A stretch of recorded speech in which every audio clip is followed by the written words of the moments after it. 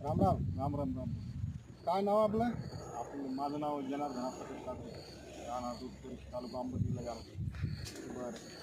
ह्या बागेला आपण धन्वंतरी कंपनीचे जे आपले प्रोडक्ट आहे हो, त्यापैकी काय दिलं बरं या बागेला आपण? ते आपलं धन्वंतरीचं आपण 3876 2 लिटर आणि सॉईल गार्ड 1 लिटर दिलं. ड्रीपमधून? ड्रीपमधून सोडलं हां हां, 30 लिटर पाणी. बरोबर बरोबर. बरं, त्यापूर्वी की बागेत काय तुम्हाला काय जाणवत होतं ना आज काय जाणवतं हे जरा एक तुमच्या शब्दात सांगा.